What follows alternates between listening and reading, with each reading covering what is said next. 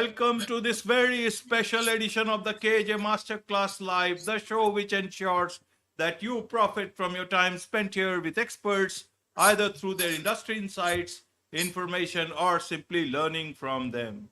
And today we have Jeremy Van Wert, seasoned coach and therapist, specializing in personal, spiritual, and professional development. He's also a podcast host. Welcome to the show, Jeremy. Hello, thank you so much for having me. I'm really excited to be here. You are welcome. Welcome to the show. Welcome to India in this online form, Jeremy. And I'm sure not just in India, but a lot of people across the globe will benefit from what we are going to talk right now. We'll be talking about how one can do strategic goal setting for personal and professional transformation. In this backdrop, we'll have our conversation. But before that, Jeremy, let's understand a bit about your background, your journey, so that people, the audience knows exactly who they are listening to, so that they can learn from your journey itself. Yeah, thank you so much. As a child in the United States, I was diagnosed with ADHD, and it was something that my mother made sure that I took medication for it. And the doctor said, when he becomes an adult, it will go away. And what happened was I graduated from the university and I was able to use just my high intellect, I guess, to be able to start climbing in my career. And in my career, I went from being a lobby security guard to being a CEO, and in about 15, 20 years-ish. And what I kept going to in my career was when I felt stagnated, I went and I got training. And so when I started to feel like I wasn't where I needed to be, I would go get a master's degree. And then I would go get another master's degree because I felt like I needed structure in order to get where I wanted to go. The problem was the more and more that I would climb, I would experience short periods of time of fulfillment. And then I would start getting really bored. And that would happen within maybe 2 years of the next step that I had climbed to. So the ADHD, and I really didn't study ADHD until I really got into like kind of mid-adulthood, that I was really struggling with that. And when I became a CEO, I started compensating for the ADHD by doing a lot of things that CEOs do, which is 80-hour work weeks, no vacation, no weekends, less time with my friends and family, and just pouring myself completely into the work to be able to compensate for sometimes the lack of being able to focus and these sorts of things. And so when I finally made it to the top and realized that that was also something that was not fulfilling to me, and I could feel after, a couple of years of 80-hour work weeks that I was becoming physically less strong and I was losing my health, I went back to the drawing board to find out what is it that actually helped me in my life. What were the times when I was able to really transcend? And I realized a couple of things.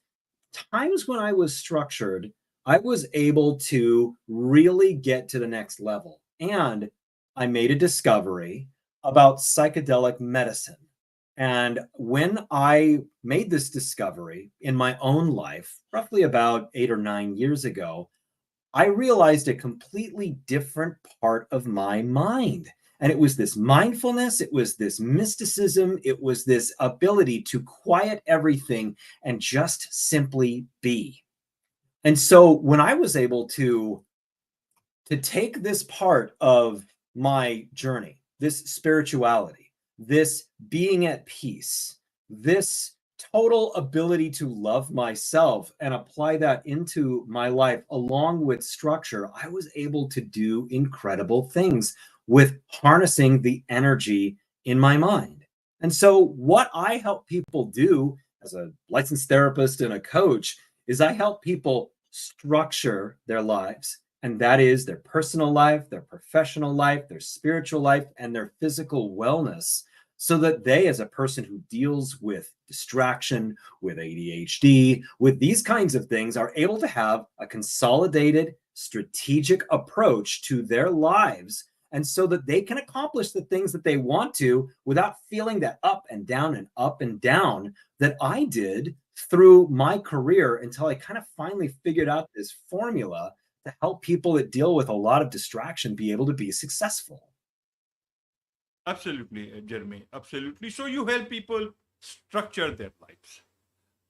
Yes. People say life is to be lived, that you should live in the moment and Yes. move towards, enjoy the journey.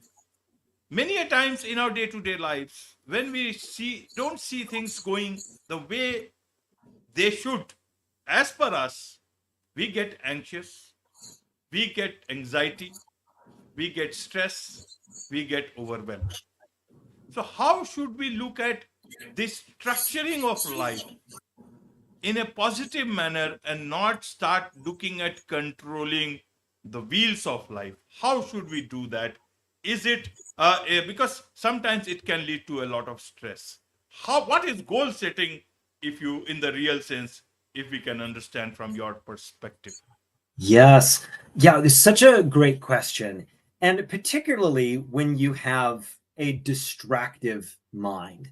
And my mind, like a lot of people with ADHD, it's like a tornado. It's always moving. It always wants stimulation. It always wants information. And so the structuring of things actually brings that level of calm, that level of peace that you are talking about, that living in the moment. Because a lot of times, people who have a lot of distractive things in their minds, they are thinking everything at once, and it's very disquieting. It's very disruptive.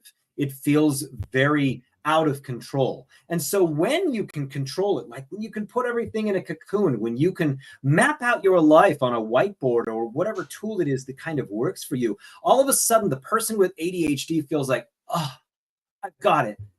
Look, it's all right there. I can do it. And when you can devote, periods of time for this, periods of time for that with goals, and you know where you're going, it really leads to a sense of, I have control over my life. I don't have to worry. I can reduce my anxiety, and I can have time to relax without constantly thinking about the work that I have to do next.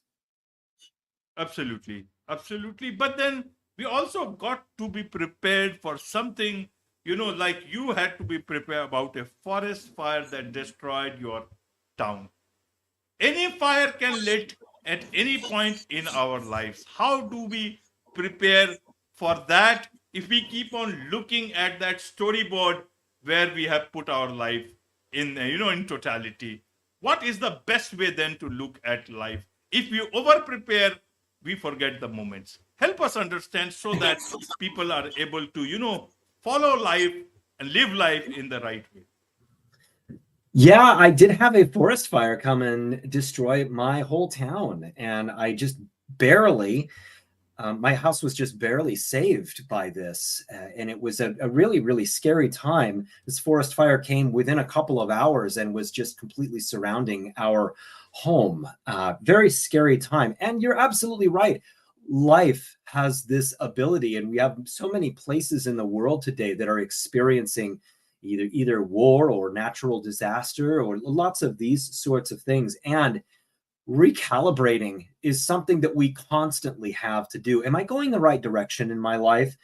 What are the new goals now that I have these new circumstances? Certainly, when I was evacuated from my home for 6 weeks and I was working at a kitchen table in my friend's house and living in a trailer in a goat pasture for 6 weeks, I had to re-strategize what it was that was the most important stuff in my life. And, sometimes you have to put certain goals on the back burner and recalibrate. And at that point, my goal became, I have a house to clean up. I had to come back to 3 freezers full of meat that had unfrozen for 6 weeks. And it was just absolutely awful. It was devastating. And so my priority obviously had to be cleaning up this whole yard, but incrementally, I had to then calibrate back into, okay, now where is my career going with the new values that I have learned? And the new values were, at any point, you can lose everything. And are you okay with that? Can you be okay with the concept that everything might be gone? And I had to deal with that, thinking that for about a week of that time, that my house was probably burned down. And there was a piece of me that was totally okay with that, that I could then go, well, great, now I can move anywhere I want to, and I can rejuggle my life because it's exciting. Absolutely, because it is exciting. And that is where, let me come to these points about, you talk about key strategies you can use to eliminate self-limiting beliefs and behaviors. If we put our life on the drawing board, if we start planning our life or structuring, hard structuring of our life, how do we then live it? How do we leave room for opportunities, fresh air to come in, if we put everything in a very tight compartment, and we keep on just walking on that same path, nothing else, nothing more? So how do we do that? Help us understand then, because if you control life, it means this will become a part of your self-limiting belief. You won't be able to see anything good that is coming your way. You will always miss the wood for the trees. Help us understand then, how do we use this key strategies in the best way possible? Oh, I love this. I love the challenge. And it really is about, for people who have ADHD, oftentimes there's a daily struggle to be able to accomplish all the things that they want to accomplish today and this week. And oftentimes there can be a real frustration with people who deal with a lot of distraction, and these frustrations can be that I'm stupid. I'm not like other people. I can't believe that I missed this. I can't believe that I didn't get this visual cue on this person, that this person was looking to do this thing instead of that thing. And those kinds of things can be, like I said, really disquieting. That's where the self-limiting beliefs come in, because when you believe things like, I'm not smart, I'm stupid, I'm different than other people, I'm not capable of certain things, then you start making decisions out of that self-image, okay? And so if you can, let's just take where you're at today, and you go, I want to accomplish these 3 things in the next 2 years. And you can make a plan around that where you can accomplish those goals and not ignore your family and live a life of peace. And let's say in 6 months you go, I want to take this goal out and I want to add this other goal. As long as you're moving towards your goals in a structured way, you can change your goals anytime you want to if you become inspired by other things. But the problem with people with ADHD is that they live in this constant little hurricane, and it can be stagnating. It can be, you can feel kind of caught in not being able to make progress. So what I do is, whatever the goals are right now, I can help you structure those things. If we need to kind of switch it up and change things because you've changed, you had some new life experiences, you've been through something that's changed your values, let's reset your goals and get you going in the right direction. It's about the strategy so that you are not just simply living every day in overwhelm and in a sense of feeling stuck. Absolutely. Let's look at the same thing differently. You have also been a CEO, and you Yes. also live in a cabin, in a cabin in the woods. So I want to understand, people who are in the CEO position, they dream of going to the woods and live in a cabin. And people who are in poverty or in a cabin, in that sense, many a time they dream of this CEO position. Because we have been in both the positions, can you tell us, where do we find peace? Or is peace in both these positions, or it's in none of these positions, or it's somewhere in between? Help us understand, How Yeah, do you sure. then, what is the right reset here? So people who have not been a CEO don't realize how horrible that job is. It's an Right. incredibly demanding position, and it is nice to be in a position where you are in authority and people listen to you and everything like that, but it's also a position where people can sometimes be afraid to tell you the things that you really do need to hear because they're afraid for their own position. And you have to develop that level of trust with them so that they feel like they can actually be honest with you and not risk their position. But overall, when you're in a position like CEO, it becomes a part of your identity because it is so all encompassing. And you really can't help it because people treat you differently. You have a level of expectation of yourself that is extremely high. And so after a couple of years of doing that, it almost becomes like you can't separate yourself from the identity of being the CEO because it's how you spend all of your waking hours, and it's what you wake up at night thinking about and kind of burning into your ceiling with the problem that you have this week or last week or that sort of thing. So, overall, it's a situation where we kind of always want what we don't have right now.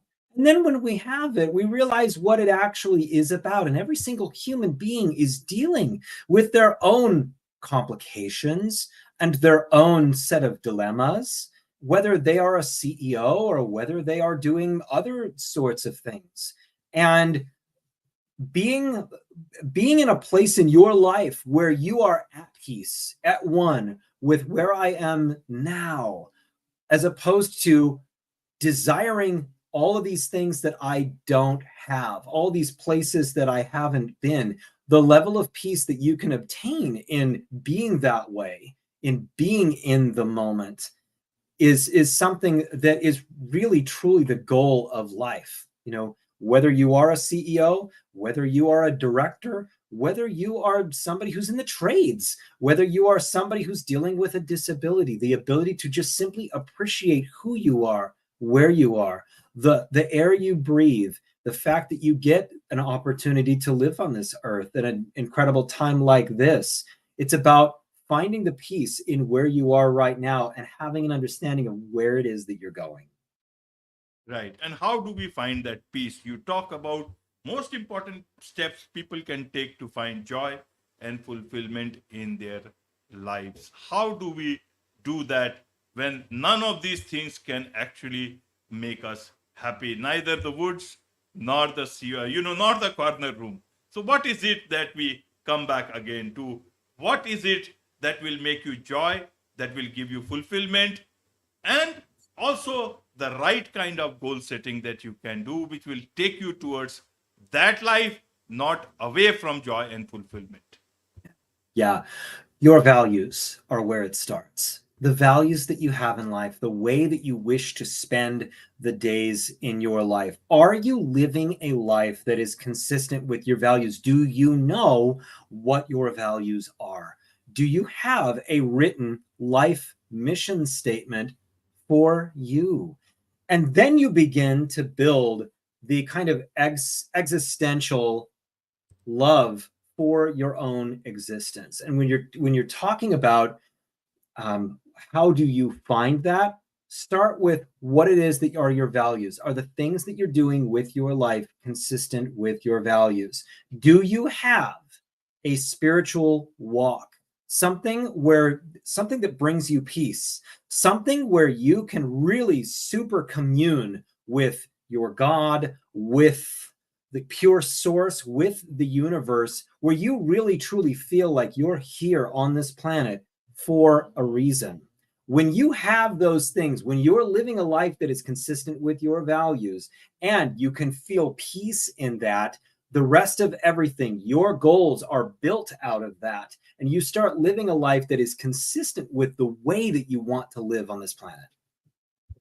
Wonderful, wonderful, Jeremy. And so that brings me, there is much to learn from you. And I'm sure this is just one episode. You are the podcast host of Mindful mutiny. Tell us about that so that people can learn a lot more from your podcast. Yes, I'm the host of Mindful Mutiny. Mindful Mutiny is on Apple, Spotify, YouTube, and Rumble.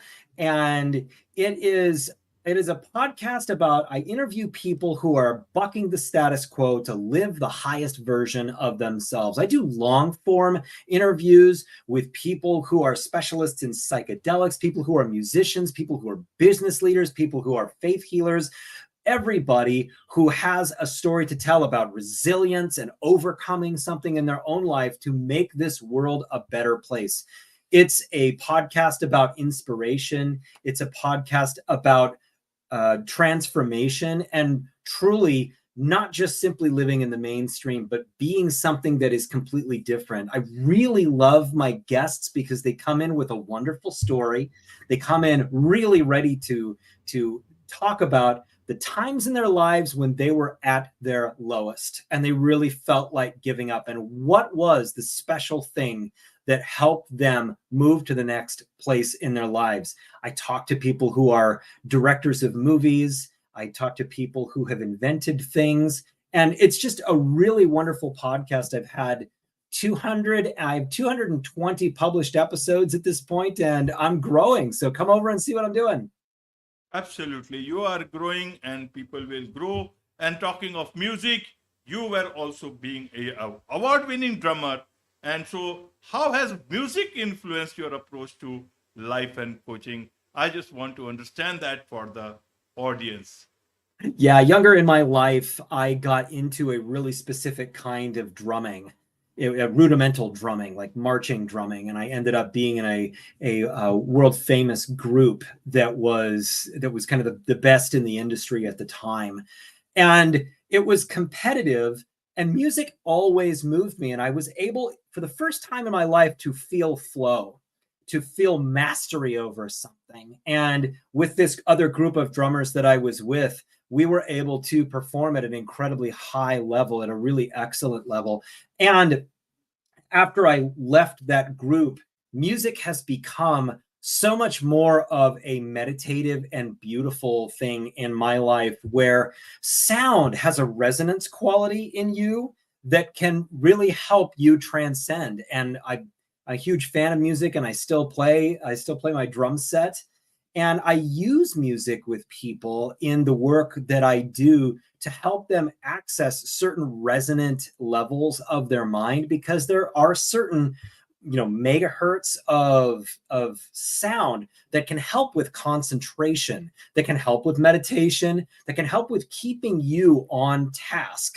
So a lot of times with music, it can help you concentrate on your work, on your study, and you have to find what is it that is the kind of music that really helps. And for a lot of people with ADHD, a slow pulsing beat with no words, no distracting quality in the music, and a kind of music that's actually really good for this is something that's called synthwave. It's kind of this like 1980s electronic flavored music, and they have a lot of it on YouTube.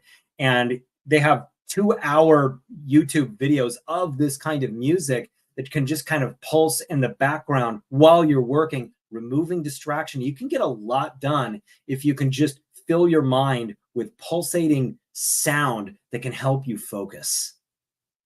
Absolutely. Absolutely. As I said, there is so much to learn from you and learn about you, Jeremy. And I'm sure a lot of people would like to do that. Also, want their the way, if they want your coaching. So what is the best way for them to connect with you? To my website, mindfulmutiny.com, and read about what I'm about. Listen to the Mindful Mutiny podcast and book a session with me. Book a half-hour discovery session for me for free. I'd really love to chat with you about you and your goals and how to get you there. Absolutely. With this, it's a wrap on this very special edition of the KJ Masterclass Live. Thank you so much indeed for joining us.